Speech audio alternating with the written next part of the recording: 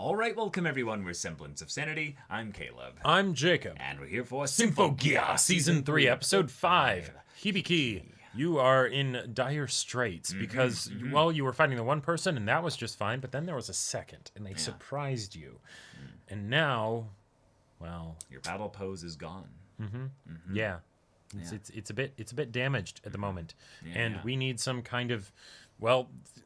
special new development or save this situation because it's not looking too great right now. Nope, not at all.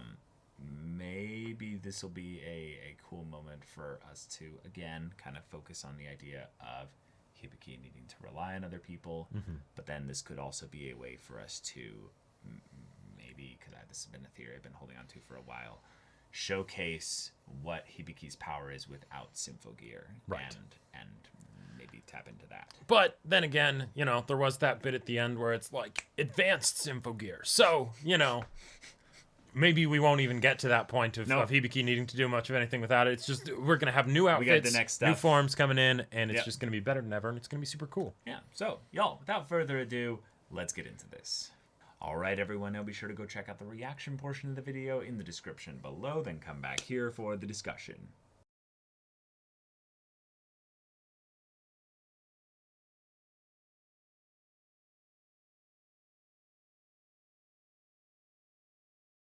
Genjiro has a brother. Oh, yes. Ah, yes.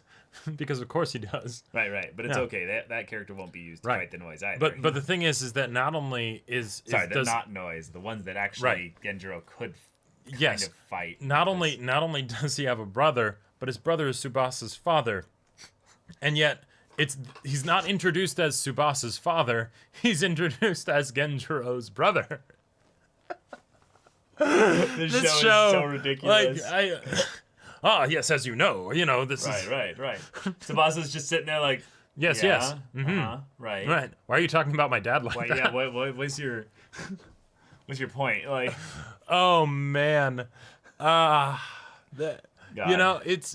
a very particular style, and it does it with its whole heart, right? It's almost like unironically kind of like laughing at itself, just like yeah. Look at us, and watch, we're gonna have this thing we're about to be. Oh no, Miku shows up, and then suddenly no, we're not. Can't talk about that anymore. No. Well, and oh my god, the tragic backstory of the father and the daughter who love each other very much. He ends up getting burned at the stake, and we're going to introduce him burning a steak. And then we'll do the thing of no, the secret ingredient with the cooking is love. But wait a minute, in that metaphor, that's saying that the father doesn't actually love the daughter, and that's why he wasn't able to cook it well. It's like, fuck you, only my alchemy matters. I'm not actually caring to cook a good meal for you. Well, right, but then also how he even points out that like they're the same thing. It's just you put ingredients in and you follow a set of instructions, and he's the alchemist and yet he can't cook. It's like, wait, hold on. I feel like you're implying something here that's actually not funny. It's actually kind of dark. Like you're so consumed by your work, you actually don't care enough about your daughter. Well, that potentially too, but also just the simple ingredients that and stuff. Either he's shit at alchemy, or for some reason the anime trope of you have to either be amazing at cooking or terrible at cooking. Yeah. There's no in between, right? There's no in between. That it's just it has to be one of those two, right? And it's much more adorable if it's the young daughter cooking the wholesome meals for Papa, right? So even though by all accounts, unless he's just working from scratch and doesn't have a recipe for steak, he should be able to cook it just fine. But nope, turns it to charcoal.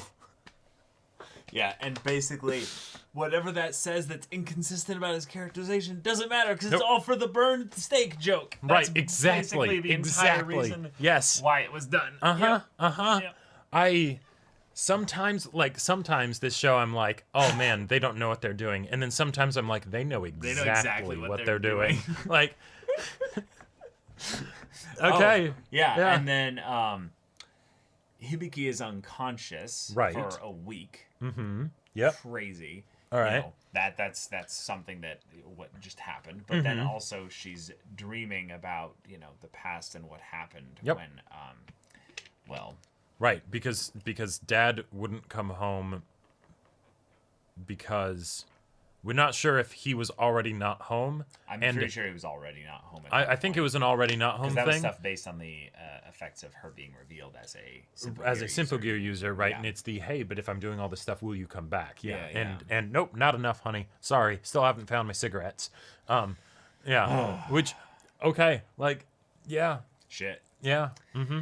Okay, but we had a near miss with Kirika and Shirube. Yep. And that was hilariously dorky when she put the glasses on. She was like, Right. Like, I'm like, oh my god. The yes. best parts of this episode, weirdly enough, had nothing to do with the action. Like the fighting was actually the part where I was like, oh, okay, all right. The music was actually the best part of the fighting. Yeah, the music was pretty great. Because they had a bunch of like newer songs and stuff as well. And they even changed to ED that you pointed out. I totally there's missed a that. completely original song there. Yep, Nice. yep. Yeah. But like, yeah, the stuff of them sneaking around with the glasses and being like, all right, we're gonna sneak into the medical stash in the like I always figured that was just like the. Why are you doing this? Well, because it's embarrassing, and I only want you to be the one Right, doing anything exactly, embarrassing. exactly, yeah. And then she goes to jump to embrace her, and she moves out of the way for some reason. It's like no one's here to see you, so that's literally just as a banter retort between the two of you. Yes, Jacob, that's exactly it. That's how flirting works. So you have a situation where they're like, no, I keep teasing you, and then I move away, and then you know that once she hit the ground, Shirube was just like, yeah, exactly. I got you. Yep. But this episode was a bunch of fun. I actually expected it to start with like the Chris and Tsubasa like showing up and being like, all right, we got the new gear. The fact that they took the extra time, it's like, okay, I think that's fine. But then at the same time, like the fact that it was shown at the end of the previous episode kind of made me think that was going to happen at the beginning of this one, which then made me think like, wait, like it's the whole thing of like, no, they're not actually going to kill off Kirika and Shirube, right? And they're not actually going to make the characters incapable of fighting because we need to have a Symphogear fight every other episode at the minimum. Yeah, if not every episode. I mean, there's a lot of episodes where episode. there isn't. There's a lot of episodes so far where there isn't an actual Symphogear fight. I can't remember the last episode that didn't have a Symphogear fight. No, there's a couple. I'm pretty sure. Yeah. I'd be interested to go and look at them because I feel like, a lot of them will be like short fights, where they're not like that important. But so then in this situation, it's that whole thing of like the tension of, oh, wait until we get the new Symphogear made. But I'm also just kind of like, I know that it's not about whether the Symphogear will get made. It's about the hype of, hey, new Symphogear and stuff like that. Right. So not whether or not they won't be able to fight because, we don't have any linker. Well, no, they just found linker. Yeah, they found linker. It's in the one room. The entire medical ward is that single room where Hibiki is, and so it's just in like the cupboard underneath the sink or whatever. Right? Oh no, an alarm went off. What security? Right. Yeah, exactly. And on the one hand, I'm like, yeah, awesome, go for it, because I want to see Kirika and Shirube still be able to fight and have that like plot relevance, because like in an action show like this, your agency in the story is kind of tied to your ability to fight, Yeah. True. So which is literally why Chris was feeling useless, was because she wasn't able to fight. Exactly. And Tsubasa's like, hey, no. I love you, bitch. Right. Yeah. Like, basically, that's their relationship. They are absolutely. I ship them. But basically, they're just trying to hold on to their own semblance of sanity, if you will. Right. And make sure they don't break in the midst of this. But of course, the stuff just, regardless of the villain's attacks and what have you, they come in at the last second. Which I want to throw out some sus there on Elf9 a little bit, because the idea that she has memories of Carol coming through. Yeah, that feels was interesting. A little like, go build the Symphogear for them. Prep it so that they'll be able to be absorbed by me, and my plan will come to fruition. Yep. No, so one of the things, anytime you get into a situation where an antagonistic, villainous kind of figure really almost created somebody that ends up being a protagonist or going against their wishes, you have to wonder why, especially if they're intelligent. Whether it's like physically, like I created you as like a separate being, or just like the protege of the villain, that then ends up being like, oh no, my morals, I split away. It's like, well then why didn't they like try and teach you out of those morals, or or something like that, right? So in the situation here, memories and knowledge of alchemy. We don't even really know what what's Carol or Elf yeah, Nine? we don't even know what Carol was really using Elf9 for in the first place, right? We know she made her, but like why? The reason she was chasing you didn't even seem to be because it was you. It's because she had the It was because you had die-in. you had the box, right? Yeah. But normally in that kind of situation, I would assume Elf9 to be like the prototype that's like, we must reclaim her because she's the perfect new creation, whereas the auto scorers are like, you know, not quite and there they've never yet. even mentioned to each other, the auto scorers or Carol, anything about the Diverg die-in. Nothing about the box thing that they need that she took. Right. So it's like, wait, actually, what's going on here? What's the goal here? I think she's actually a plant, and that's why she knew that the base was here. She's like, oh, okay, cool. Yeah, she's right there. Okay, cool. Right. Yeah. Easy. Let's go. These idiots like took her in and everything. The box could actually be arbitrary, and it's just this is really important. You guys fell for the MacGuffin bullshit plan? No, that's just stuff we got at a garage sale. Like, yeah, that's nothing. Like, I just wanted to look at your Symphogear a lot closer, and we're mind telepathically linked or something like that. So, right. you dumbasses led us right to you. And the thing is, I don't think that will really happen, or if it does, it'll still be totally. something where Doesn't Hibiki have to, will but- use like but we spent time together, let's handhold, and she'll be like, okay, you know, right? Like, Okay. yeah, like by the end of the series or the season. But then at the same time, we had in this episode, Carol mentioning that the plan was already basically done. Like, but it's episode 5. So Which like, means that Elf9 has not negatively harmed the plan at all. well, sure, that too. But also just the idea that, like, if the plan is almost done, does that mean we can get into a season of Symphogear where it's actually that the villains, because they revealed themselves when they chose to reveal themselves, They were already winning. they were already winning. The plan goes through whatever their evil machinations are, and then maybe like the second half of the season is actually the girls just Trying to dealing, undo it, or dealing deal with with the the consequences. ramifications Yeah, of exactly. them destroying the world or something. Right, Maybe this right. is the way that humanity gets forced to go to space because they, it's not the moon that's going to destroy the world. It's that some alchemist did some crazy shit, and now The world knows? has, a week left Right. or something. But that is not nearly as important as the fact that Genjiro has a familial relative that That also has could be eyebrows. plot relevant, has eyebrows, is the older brother and way older, but it would look But not only that, extremely world relevant. right. So Like that yeah, screams going to me be of plot relevant later. like that screams to me this will be the tragic character death of the character that's introduced of like familial connection, all of Really? that stuff. Like, I don't know, Really? maybe it's just to No, it expand the feels like cast to or whatever. me- No, but it feels like to me a human rival antagonist because he happens to be the father of Tsubasa. right, and Tsubasa, and the reason that Tsubasa has never even mentioned him before is because they're actually on really bad terms. Yeah. Yeah, no, honestly, you either in this story thus far, if you're a male character in this story, you're either useless Or insane. or insanely powerful. Like, Well, right. like and also maybe insane because like Yeah, you have yeah. the people that are working under Genjiro, and they are either we just say things, but we apparently can't even command this place because Genjiro is the only one who can, so you can't fight the Alkanoids even though you could totally destroy them. Yeah. Or you're Dr. Ver, yeah. who is like just or you're Genjiro or noodle eating guy or whatever, where it's Yeah, just like yeah. we're cool, right? So maybe Right. a bad relationship with her dad, Mm-hmm. a potential strained brother dynamic, and then also Hibiki not having her dad around. It's a way that all of them can come together and Commiserate handhold about a shitty family situation. about shitty handholding.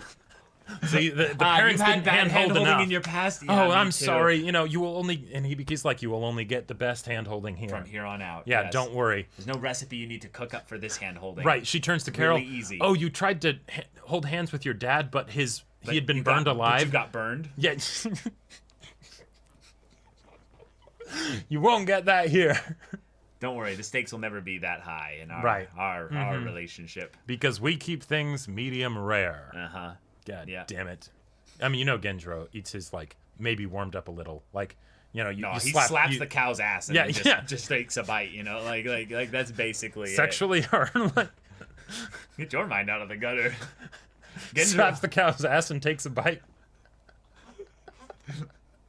Yes, with his strength, the amount of friction and force transmitted into he the just cow, slaps it and the whole thing cooks. and then the whole thing just instantly becomes a steak. It's like one of those old school like cartoons. Yeah, where you punch the there's thing and then it bones splits on into and the. it becomes a big rounded naturally, steak, yes, Yeah, absolutely. But given that Tsubasa apparently has a parent, that means she theoretically could also have a mother, right? No. And we find Father, out mother, possible. right, because the only reason Hibiki has any parents is so that they can be talking about how dad's gone, right? Right. And I mean, honestly, like Tsubasa could be a robot, but let's be real. No, she's not. You know what I would love to see? What? Hibiki meeting Miku's parents. Miku being like, "So, Mom, Dad, this is my friend Hibiki. Friend, and we're not just pals. We are roommates, but we're not, and, yeah, hi." Miku will be happy at some point in this series. Good one. That's almost as good as the steak joke, Oh, man. Like, when she went to do the piano bit, I was like, oh my god, this show knows exactly what they're doing. It wasn't quite on the level of the being honest with yourself, putting it back on the bookshelf, but it was up there. It was pretty high up there. I thought she was just playing the piano by herself, and like, okay, yes, musical academy and everything, right? Yes, but, of course. But like, playing the piano is like not quite on the level, but close to like sadly playing the violin. Like yeah, it's right below it. Basically. And then turns out, oh no, this is actually in class. She's not just doing this by herself. She's so distraught and so devastated that, and of course, it being natural, emotions don't care about class schedules, but the idea that she's just having this absolute crisis in front of the entire class and just like, my life is pain, and then, Miku, are you okay? Like, I hope you have it figured right. With big. I'm fine. Right, like I would not have been surprised at all if it was like big bubbly anime tears that are just barely staying in, and it's just, okay, well, try and have that sorted out by the time the exam, the exam's next week or whatever. But yeah, this is great. Mm-hmm. And now Hibiki's maybe going to still have her voice, her ability to sing. Yep. Because that's what, Miku helped her with before, and maybe she can waiting help her for the again. joke.